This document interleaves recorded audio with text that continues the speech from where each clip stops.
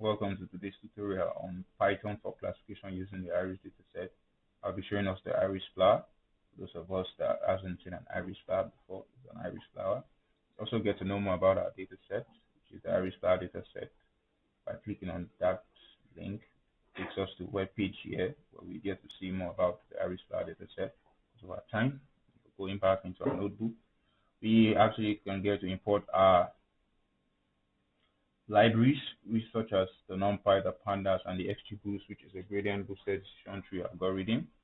We'll be loading in our data set. Now, our data set are in arrays, which is quite good, but we'll put them in a more usable format later on.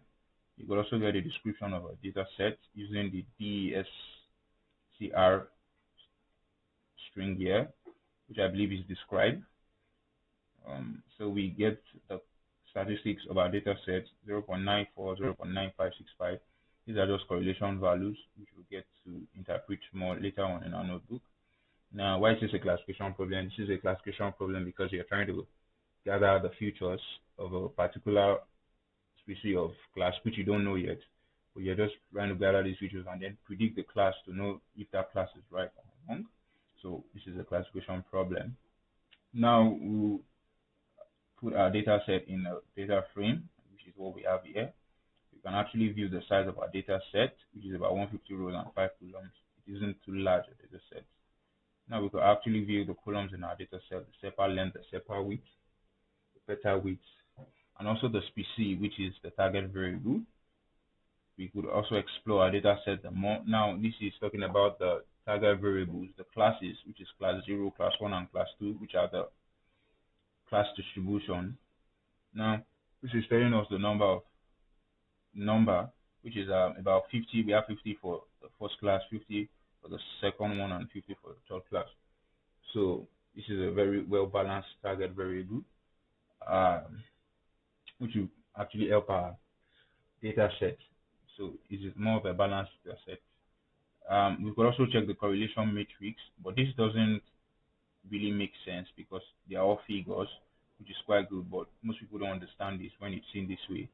Most people better understand things when it comes in pictures, that is when they have visualized, like this correlation matrix map that we have here.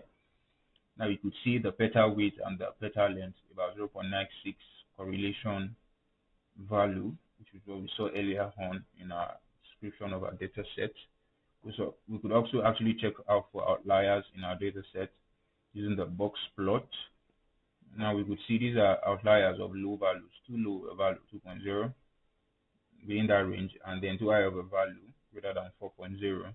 Now because this is only the feature with this outlier, or with an outlier, we want to know more about this feature. We can do this using the describe. Now we get to see the mean and the median, which is about 3.05 and 3.00. This is telling us that it's very close to a normal distribution, since the mean and the median are quite close. We could actually check if there are missing values in our data set. No. Now we could start some feature engineering, but because of our time, we're moving straight down to data modeling. Now we splitted our data set into training and testing data set with a test size of about 25%. We could actually fit our data sets on our model and make predictions. Now we've predicted some values. We could actually print the classification report.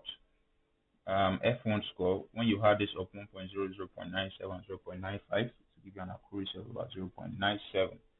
We will also print the classification report, which is trying to tell you the true negatives, the true positives, the false negatives, and the false positives.